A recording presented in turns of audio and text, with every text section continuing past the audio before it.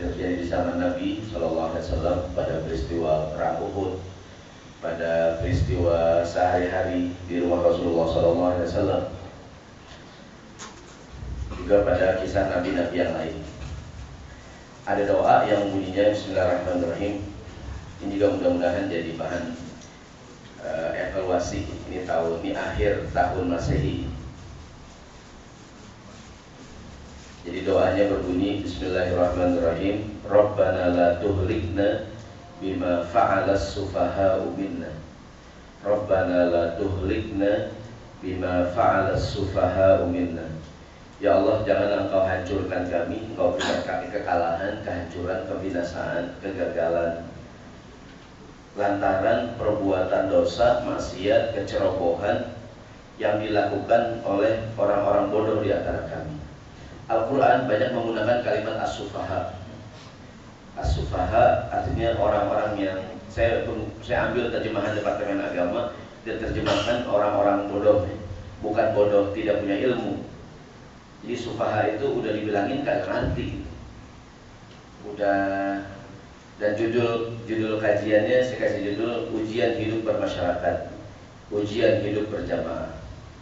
Bahwa hadirin rahimahumullah, manakala kita hidup bersama-sama, kan kadang-kadang ada aja tuh orang yang gak ngerti dibilangin, betul nggak gitu? Kita kadang-kadang salah, kalah, gagal, mendapatkan musibah, kehancuran, keburukan, gara-gara perbuatan ceroboh, maksiat, kesalahan yang dilakukan oleh sebagian orang-orang bodoh di antara kita. Gitu. Udah dibilangin nggak ngerti juga, gitu kan? Akhirnya terjadilah musibah.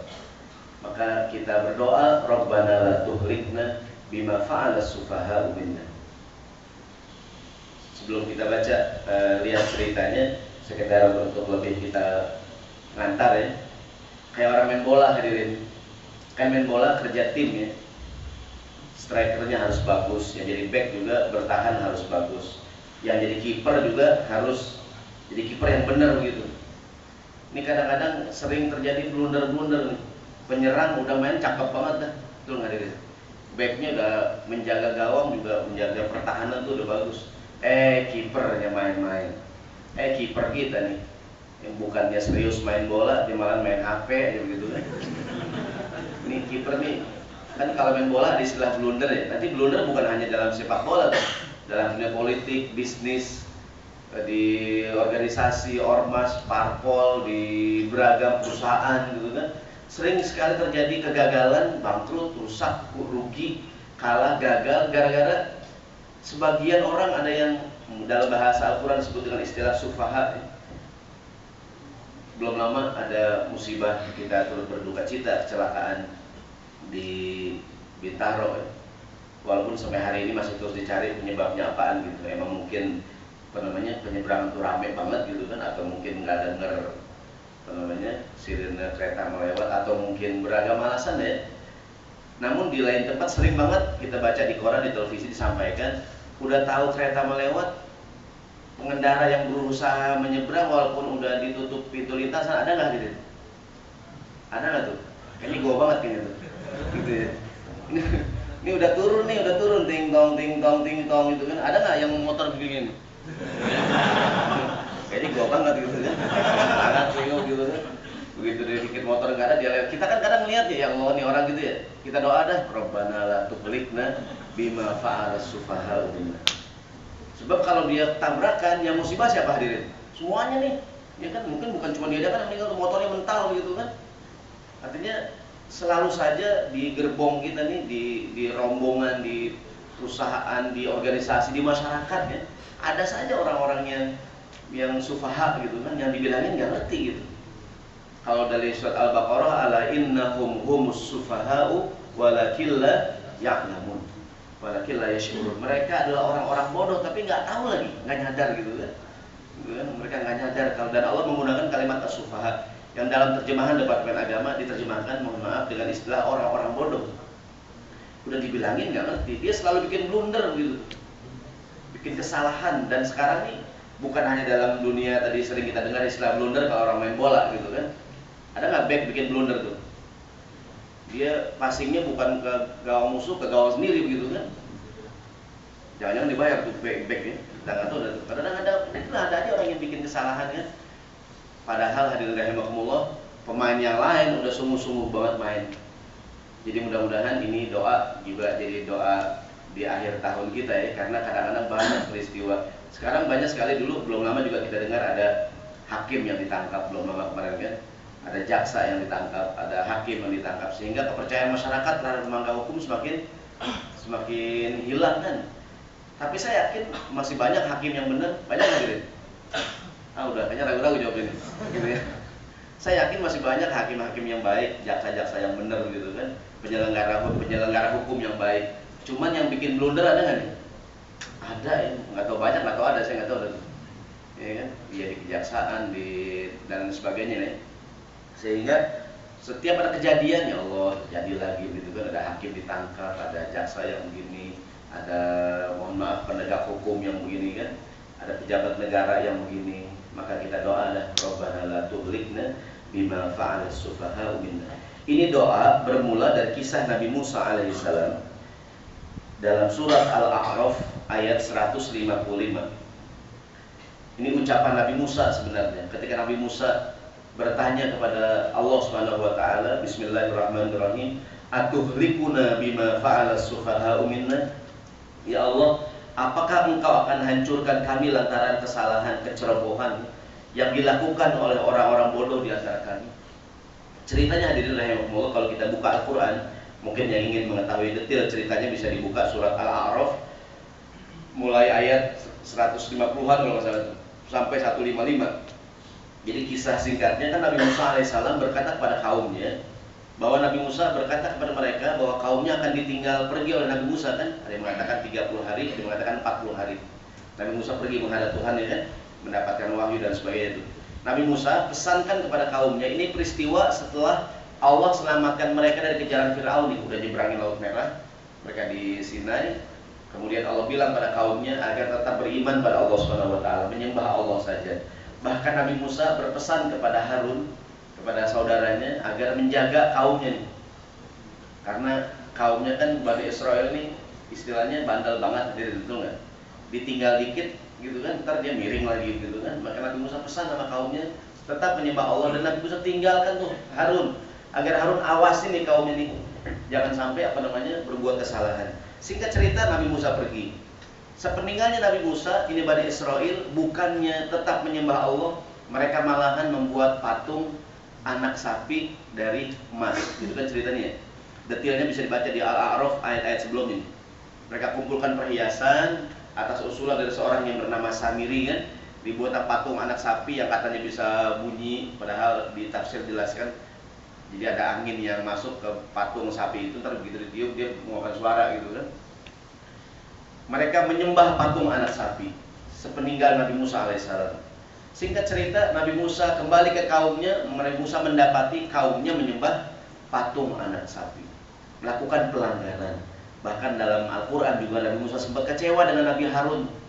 Kan udah dibilangin, Nabi Harun menyampaikan bahwa ini orang udah dibilangin, tapi nggak ngerti juga tuh. Nah singkat cerita, Allah suruh kaumnya bertobat pada Allah Subhanahu wa taala. Mereka bertobat pada Allah Subhanahu wa taala. Kemudian Nabi Musa berfirman, Allah Subhanahu wa taala dalam Al-Qur'an, hadirin rahmat Allah Subhanahu wa taala, bisa dilihat di fotokopian kita di surat Al-A'raf, ayatnya awalnya berbunyi begini, bismillahirrahmanirrahim. Waqtara Musa qaumahu sab'ina rajulan limiqatina.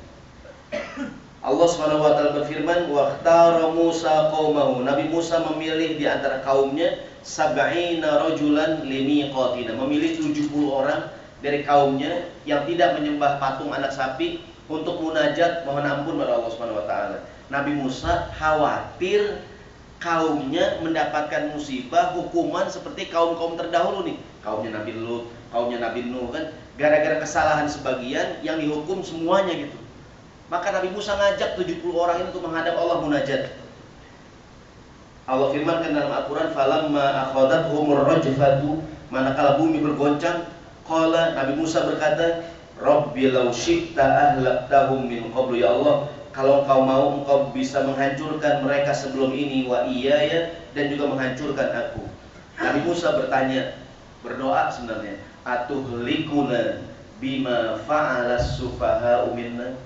Ya Allah, apakah Engkau akan hancurkan kami gara-gara kesalahan, kecerobohan sebagian orang-orang bodoh di antara kami? Meskipun dalam ayat ini Nabi Musa bertanya, tapi bertanya namun maksudnya meminta. Betul nggak hadirin? Ketika Nabi Musa bilang, ya Allah, apakah Engkau akan menghancurkan kami gara-gara kebodohan, kesalahan daripada sebagian orang bodoh di antara kami? Maksudnya apa maksudnya hadirin? Maksudnya apa? Jangan hukum kami gitu ya. Saya ceramah nih, saya bilang, Pak, ini ceramah nggak pakai minum, Pak. Ya kan, ingat nih ada minum nih. Kalau di Denmark sih luar biasa deh. Ini umpamanya ceramah di kantor lain nih, ini kan, Ustadz tuh batuk-batuk. Pak, ini ceramah nggak pakai minum, Pak. Maksudnya apa dari maksudnya tuh? Minum dong gitu maksudnya. Ya kan, begitu nyuruh nih, tolong dong kamu ke namanya, ini bawa tugas gitu kan, pergi ke pasar gitu kan, beli ini. Dia nanya, Pak, nggak pakai ongkos, Pak. Maksudnya apa hadirin? Minta ongkos, Pak, gitu ya? Pak, nggak pakai ongkos, Pak? Enggak. Iya, maksudnya enggak gitu, maksudnya minta gitu. Lah kan lu nanya, ya nanya maksudnya minta, Pak, gitu maksudnya. Jadi yang namanya minta nggak mesti langsung kan? Nanya juga, minta juga gitu. Pak, ini nggak pakai minum, Pak? Oh, pakai. Atau Pak, ini nggak pakai makan nih? Gitu. Nggak asal dulu. Udah ada ya, aman kalau Pak. Jadi kadang menyalahi, namun tadi kalau kita rubah dalam bentuk teks berdoa, Rabbana la tuhlikna bima fa'alas sufaha'u minna. Kalau ucapan Nabi Musa, atuhlikuna bima fa'alas sufaha'u minna. Apakah ya Allah Engkau akan binasakan kami gara-gara kecerobohan, kesalahan, maksiat sebagian orang bodoh di antara kami? Ini kan maksudnya minta ya. Maka kalau dalam bentuk teks berdoa, Rabbana la tuhlikna bima fa'alas sufaha'u. Jadi kalau kita melihat ada kawan kita, mungkin anak buah kita, pimpinan kita, teman kita, kan ini kerja tim hadirin. Kerja tim ya. Kalau boleh nih, sekarang kerja sendirian mendingan ya. Kamu kerja bertiga, Pak, saya sendiri aja deh, Pak. Kalau bertiga repot, Pak. Ya, karena kita kadang sungguh-sungguh hadirin. Ini teman kita nih sering bikin blunder, betul hadirin. Kayak zaman sekarang kan banyak lah dalam dunia politik orang bilang wah dia omongannya blunder nih, gitu ya. Bang Haji ditantangin debat gitu kan. Nggak ada hubungan dengan Bang Haji Roy Rama ya. Jadi kadang-kadang ada orang yang bikin blunder begitu kan, ada orang salah ngomong, ada orang salah gini kan, dan bikin namanya jatuh gitu tuh. Kita kerja bareng-bareng nih di perusahaan, di organisasi, di masjid, di parpol, di ormas, apa saja lah ya. Ini kadang kan kalau bagus harus dari hulu ke hilir kan, namun ada saja teman kita yang bikin blunder, bikin kesalahan. Dan manakala terjadi, daripada kita kesel-kesel hadirin, kita berdoa nih, Rabbana la tuhlikna bima fa'alas sufaha'u minna. Jangan Kau bikin kami hancur ya Allah gara-gara kesalahan, maksiat, perbuatan dosa yang dilakukan oleh sebagian orang di antara kami. Dan beginilah hidup bermasyarakat. Contoh hadirin, di masjid di rumah kita ada acara, maunya apa ini? Acara peringatan Hari Besar Islam. Kan panitia rapat panitia, betul hadirin? Kata panitia, bapak-bapak panitia ntar bagiin snacknya nih habis Pak Ustadz ceramah, snack kayak ular. Jadi ini bagiin snacknya setelah ceramah, jangan pas lagi ceramah dibagiin makanan gitu ya. Atau membagikan berkatnya ntar acara udah selesai, ceramah udah habis, berkat baru dibagiin gitu kan. Kan panitia sepakat nih. Di tengah-tengah ceramah ada panitia yang gatal banget gitu kan, dibagiin gitu kan. Kacau hadirin tuh. Kacau, udah berkat dibagi. Pak Ustadz mikir gue dapet ini, bukan jamaah yang mikir gitu kan. Artinya hadirin kan kita sebagai panitia, ya ini siapa sih ini yang udah dibilangin kagak ngerti. Dan hadirin rahimakumullah, di masyarakat kita selalu ada aja yang begitu tuh. Ada nggak hadirin tuh? Ada orang dalam bahasa orang yang sufaha, orang yang bodoh yang dibilangin nggak ngerti. Jalanan di kampung-kampung lagi dicor sekarang ya. Kan mungkin Pak RT bilang warga sekalian ini coran belum kering nih, kan ditutup tuh jalanan. Mungkin sehari 2 hari gitu kan, ntar kalau udah kering baru, kalau belum kering dia lewatin. Apakah yang terjadi hadirin? Jadi ambles ya. Kan Pak RT udah bilangin gitu kan, tutup pakai bambu gitu kan. Ada nggak warga yang bodoh yang sufaha hadirin tuh? Banyak ya. Diangkat tuh bambu ya, lewat tuh. Ambles tuh jalanan, begitu kering bolong tuh jalanannya. Begitu kita lihat, Rabbana la tuhlik bima fa'alas sufaha'u minna, ya Allah. Jangan Kau hancurkan kami gara-gara kesalahan nih, kebodohan orang di antara kami. Dan ini hadirin selalu terjadi nih. Kadang-kadang di jalanan, tunggu di jalanan tuh, ada nggak, mohon maaf ya, mudah di jalanan hadirin ada aja orang yang kadang melakukan, mohon maaf ya, begitu kan? Ini kan kita kadang gemes banget ya. Ya mudah-mudahan sih ya buat kita semua dah ya, buat saya juga kadang-kadang suka ngelanggar deh. Kadang-kadang lampu merah gitu ya, mungkin matahari panas terik begitu ya. Ada nggak orang yang duduk di pohonan tuh? Ini kan lampu merah sih itu, dia duduk di pohonan gitu ya. Dia malas lewat matahari, takut kulitnya rusak gitu kan. Di belakang macet nggak tuh? Kita ngeliatin gemes nggak hadirin tuh?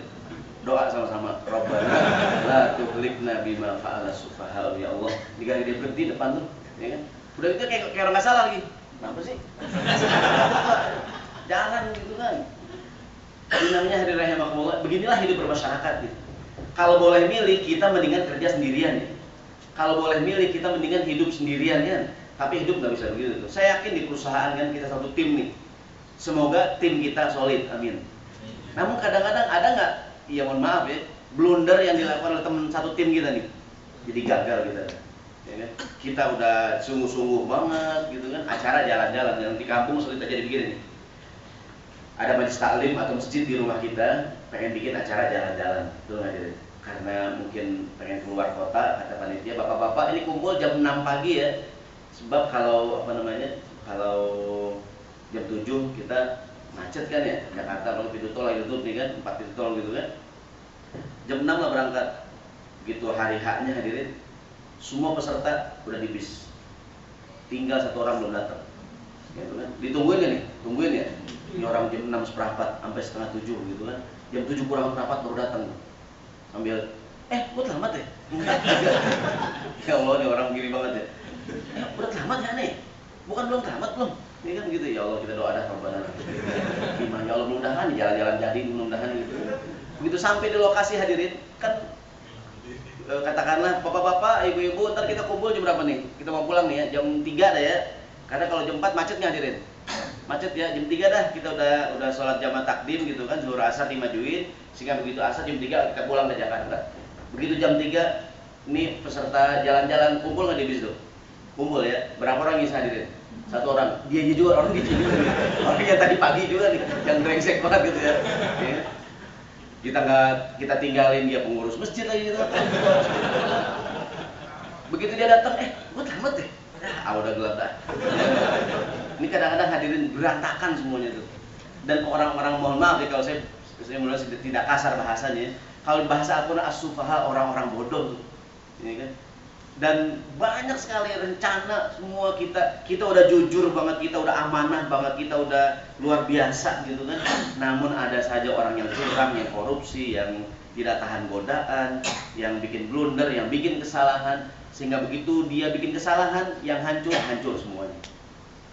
Jadi kalau itu terjadi, nanti Ustadz apa solusinya? Yang pertama, ya kita doa dengan doain. Sebagaimana Nabi Musa berkata, atuhlikuna bima fa'al sufaha minna. Apakah engkau akan binasakan kami ya Allah gara-gara kesalahan sebagian orang di antara kami? Ini doa juga hadirin mengandung makna optimis nih. Maksudnya jangan kita kemudian putus asa gitu. Wah udah kita habis dah. Maksudnya kita kadang-kadang kalah mungkin karena kompetitor kita kuat kan. Namun juga karena gara-gara problem internal ya. Kan kenapa kita timnas kalah gitu kan? Kita ngomongin timnas ya. Mungkin udahan musuhnya juga jago begitu kan, kita juga nggak begitu kan, blunder mulu gitu kan, jadi nggak. Sebagai penonton kita doa di rumah dah. Pertandingan terakhir kemarin gimana tuh? Ini kan, Rabbana la tughliqna bima fa'ala sufaha'u minna.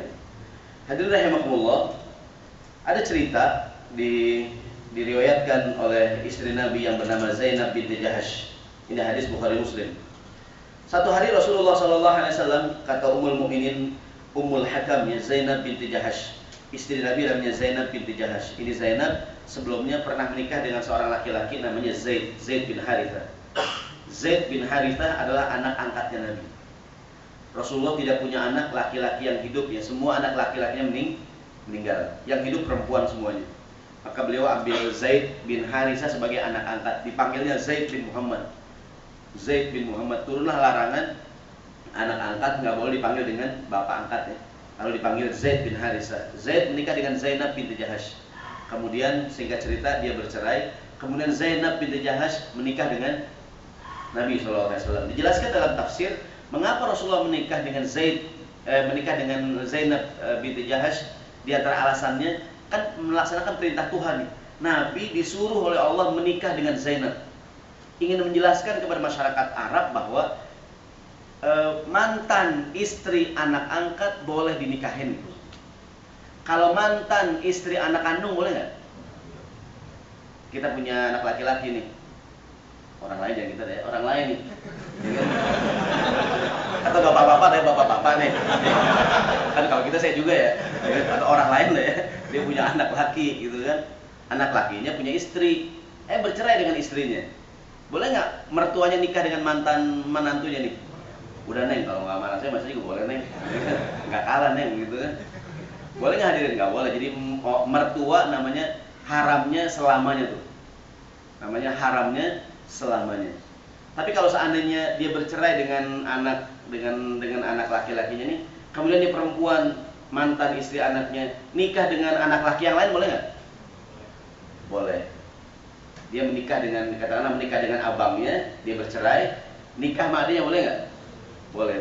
Maka dalam Islam yang namanya ipar alhamu al-maut, ipar adalah kematian. Ada nggak adik ipar demen sama abang ipar? Banyak ya, banyak sini ya. Gitu kenalan. Ya adik ipar gue takut banget. Mungkin ya, dan banyak terjadi begitu. Maka kata Nabi alhamu al-maut, ipar adalah kematian. Rasulullah menikah dengan Zainab binti Jahash ingin menjelaskan bahwa mantan istri anak angkat adalah bukan siapa-siapa gitu, orang lain. Boleh nggak menikah dengan dia? Boleh. Sama dengan, mohon maaf, ada bapak-bapak dia ngambil anak angkat perempuan jadi anak angkat dia. Begitu udah gede, perawan, 20 tahun, cakep. Boleh nggak dinikahin? Boleh nggak hadirin? Boleh. Paling yang nggak bilang boleh istrinya doang. Enak banget kamu mas. Emang dasar laki-laki gitu. Ya takdir gimana deh? Cerita lain. Jangan nolong anak yatim. Maka Nabi menikah dengan Zainab itu ingin menjelaskan bahwa anak angkat itu bukan siapa-siapa. Bekas istrinya boleh nggak dinikahin? Boleh. Maka beliau diperintahkan Allah menikah dengan Zainab binti Jahash. Ini ceritanya hubungan dengan bab yang sedang kita bicarakan mengenai ujian hidup bermasyarakat. Rasulullah masuk ke rumah, kata Nabi, beliau masuk dalam keadaan dakhala alaiha faza'an, masuk dalam keadaan kalimat faza'an, Nabi seperti orang ketakutan. Nabi orang ketakutan. Sambil beliau berkata, wailun la ilaha illallah, wailun lil arab min syarrin qad iqtarab. Kata Nabi, tidak ada Tuhan selain Allah. Bahaya buat orang Arab nih, atas keburukan yang dikit lagi datang. Kata Nabi, futihal yawma min radmi ya'juj wa ma'juj mithla hadhihi. Kan di antara tanda datang hari kiamat ntar ada Dajjal gitu kan. Ada yang namanya makhluk Ya'juj dan Ma'juj. Detailnya bagaimana? Wallahu a'lam. Kata Nabi, tabir atau pintu tempat keluarnya Ya'juj dan Ma'juj udah keluar seperti ini, udah kebuka.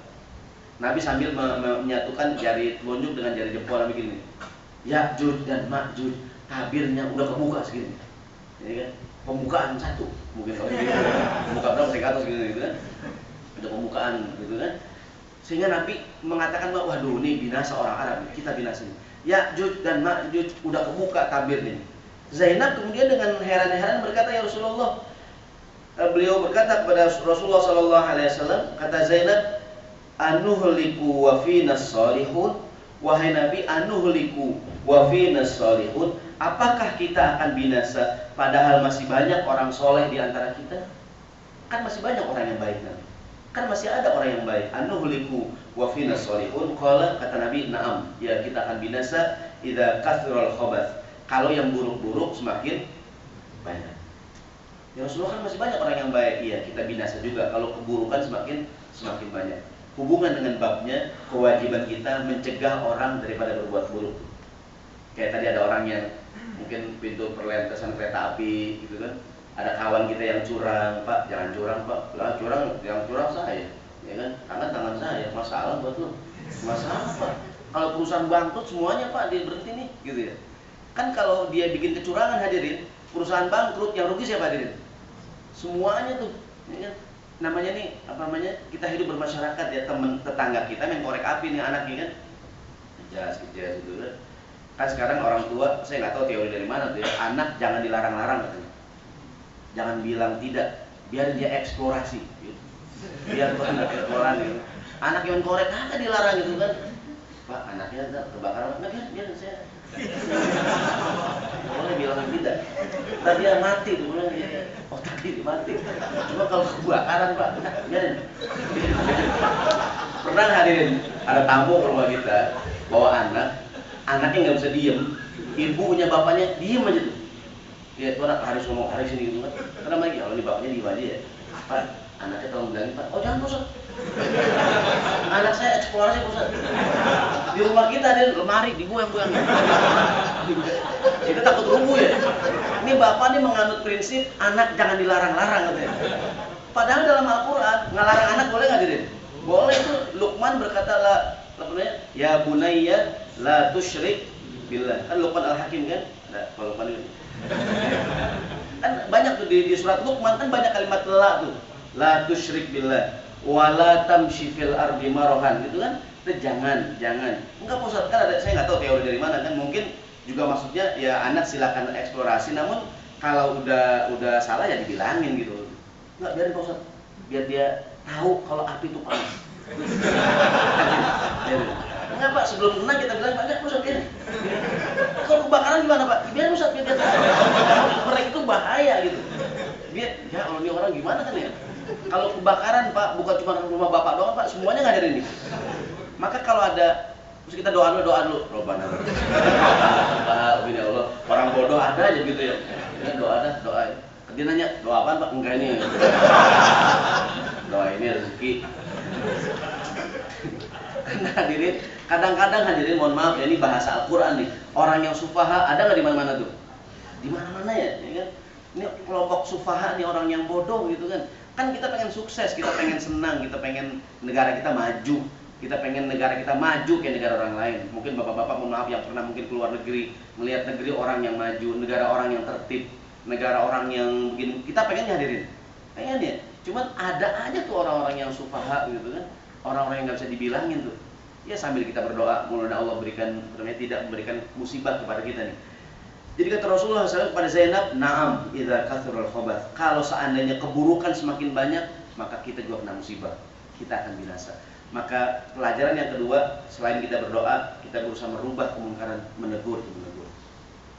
Ada cerita tentang ini hadis populer dengan sebutan namanya hadis Safinatul Mujtama, perahu masyarakat nih, dari Nu'man bin Bashir radhiyallahu anhu. Rasulullah bersabda, kata Nabi, "Matsalul qaimi fi hududillahi wal waqi'u fiha kamatsali qaumin istahamu 'ala safinah." Perumpamaan orang yang ingin menegakkan hukum di hadapan orang yang harus ditegakkan hukum atas dia, bagaikan satu kaum yang berkongsi naik kapal yang besar. Kapalnya besar, penumpangnya banyak, ada yang di atas, ada yang di bawah.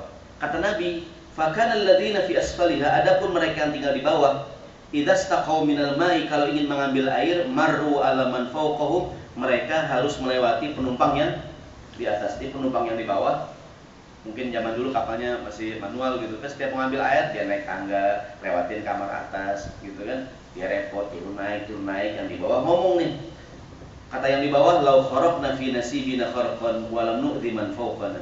Alangkah indahnya jika kita lubangin aja nih kapal yang di bawah, supaya kita tidak mengganggu penumpang yang di atas. Mungkin dalam pikiran dia, rencana dia atau proyek dia bagus gitu ya.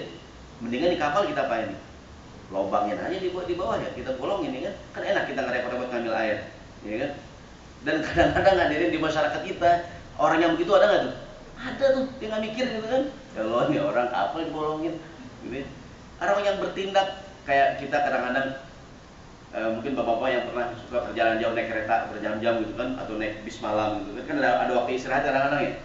Mungkin kalau naik kereta kan ada waktunya makan, waktu istirahat itu kan, mungkin malam nih kan, waktunya penumpang tidur kan. Ada nggak penumpang yang berisik banget akhirnya itu? Yang di gerbong gaduh ada nggak tuh? Semua penumpang tidur nyanyi gitu kan, Umi gitu, mereka sendirian gitu kan. Oh, ini orang keturunan juga nih. Ada aja penumpang-penumpang yang bodoh gitu ya, yang sufaha ya, yang nggak ngerti tuh, nggak ngerti aturan. Mungkin yang di pesawat, di bis, di apa namanya, kemarin ada berita tuh martil di, kan ada Kopaja yang masuk busway nih.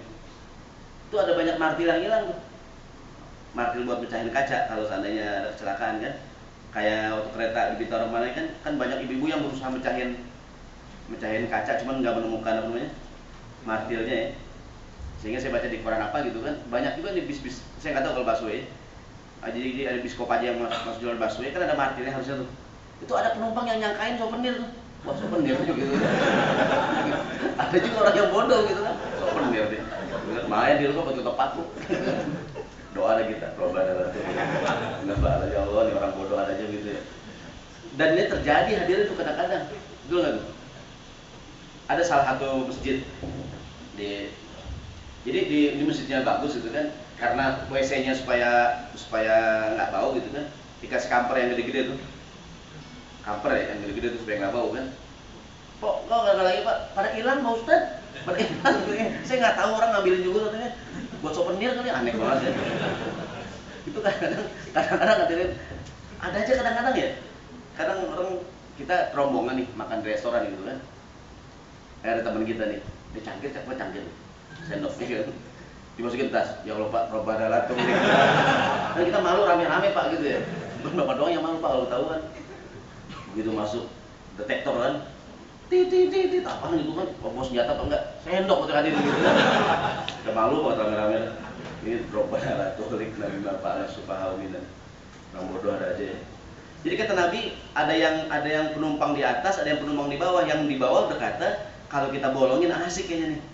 Nabi berkata, lautaraku alama fa'alu, kalau rencana orang yang di bawah dibiarkan, halaku jami'an, akan binasalah semuanya. Betul nggak hadirin?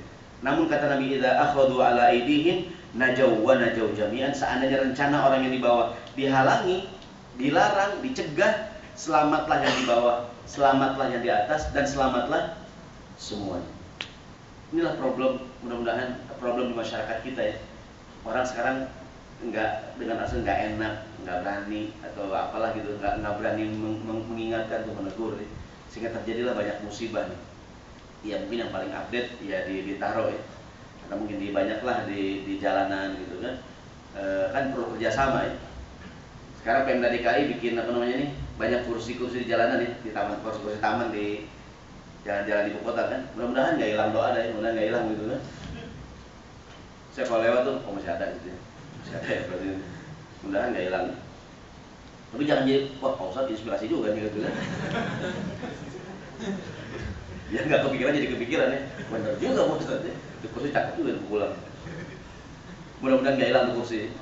Mudah-mudahan. Silakan cek hadir. Jadi kalau seandainya ada orang yang iseng tuh kursi di jalanan nih ya, kan memang kelihatannya jadi lebih ramah kota ya. Jadi orang ada yang apa namanya, walaupun sekarang jadi pangkalan ojek bisa, alhamdulillah sih kan. Hadis terakhir hadirin rahimakumullah, ini peristiwa perang Uhud nih. Perang Uhud ceritanya ada blunder yang dilakukan oleh para sahabat kan. Ini kisah salah seorang sahabat yang bernama Anas ibn Nadhr. Dia berdoa nih, ntar kita lihat peristiwanya. Doanya mirip dengan ini. Ini Anas ibn Nadhr ketika peristiwa perang Uhud, dia berdoa, Allahumma a'tadiru ilaika mimma sona'a haula'i, yakni ashabu. Ya Allah, aku mohon ampunan padamu dari apa yang dilakukan, kesalahan yang dilakukan oleh sahabatku, gara-gara mereka meninggalkan tempat yang sudah ditentukan oleh Nabi SAW. Dan aku berlepas diri, wa abra'u ilaika mimma sona'a haula'i, yakni musyrikin. Aku berlepas diri dari apa yang dilakukan oleh orang musyrik. Begini cerita ini. Kan perang Uhud, Nabi Muhammad bersama kaum muslimin di wilayah Uhud kan, melawan pasukan musuh yang dipimpin oleh Khalid ibn Walid sebelum beliau Islam. Nabi, pasukan kaum muslimin dibagi dua, sebagian di medan pertempuran, sebagian lagi jadi pasukan pemanah di atas bukit ya. Dengan yang di atas bukit Nabi bilang, apapun yang terjadi jangan turun. Itu kan ceritanya. Apapun yang terjadi di bawah jangan turun.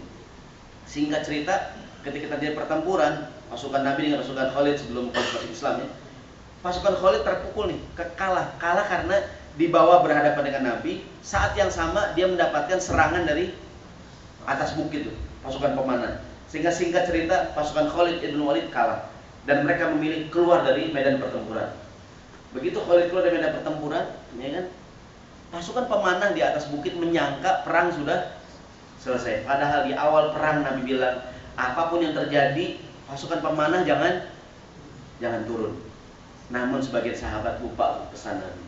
Melihat harta rampasan perang, ghanimah yang ditinggalkan begitu banyak. Kan orang kalau perang itu meninggalkan mungkin senjatanya, kudanya dan lain-lain begitu kan.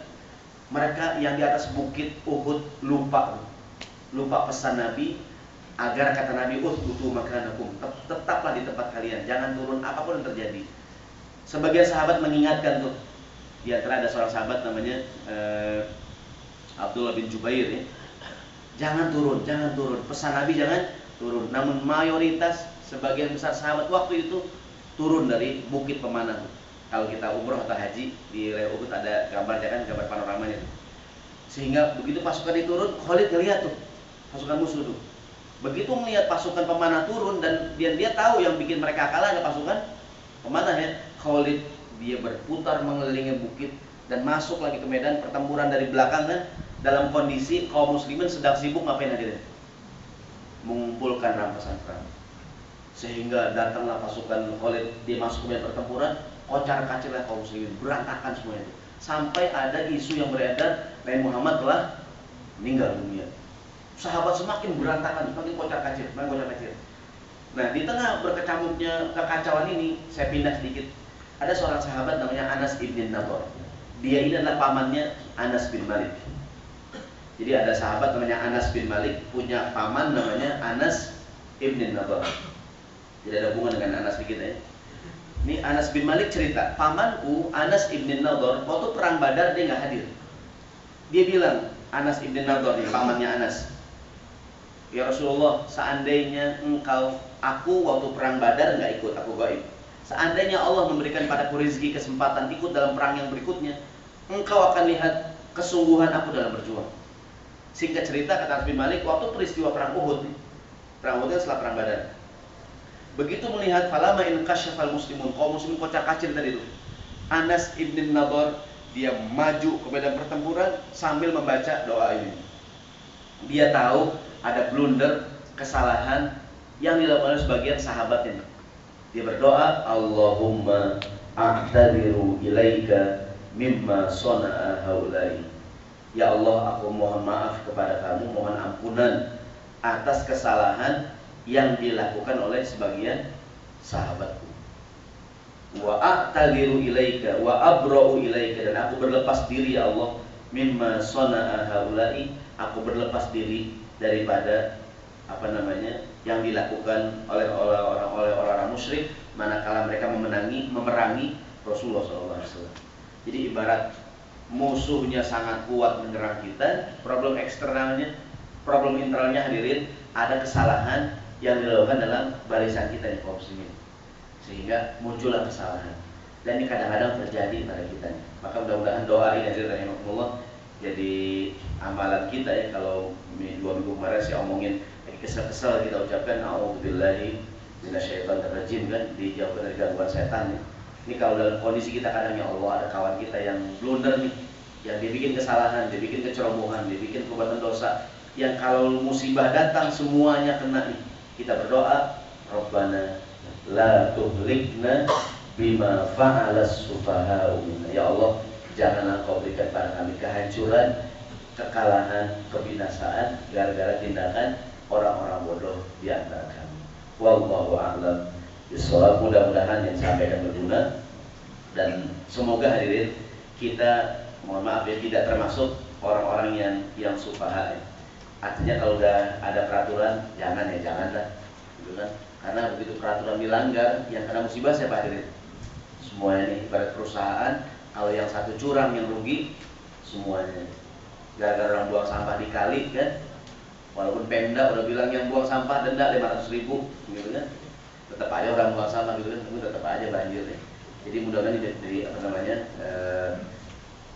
yang katakanlah pemerintah juga berusaha keras, kita juga masyarakat juga berusaha, ya, kerjasama, ya. Dan kalau ada orang yang mungkin berbuat kecerobohan, selain kita mengingatkan, kita doa Rabbana la tuhlikna bima fa'ala as-sufaha'u minna wallahu a'lam bis-shawab. Ada yang mau bertanya tidak atau menyampaikan sesuatu? Ada yang punya pengalaman? Cukup ya, mudah-mudahan ada hikmahnya. Insyaallah kita akan berjumpa lagi setahun yang akan datang, insyaallah. Tahun 2014 kita panjang umur. Sekian, subhanakallahumma wa bihamdika asyhadu an la ilaha illa anta astaghfiruka wa atubu ilaik. Lebih kurang yang saya mohon dimaafkan. Sekian, assalamualaikum warahmatullahi wabarakatuh.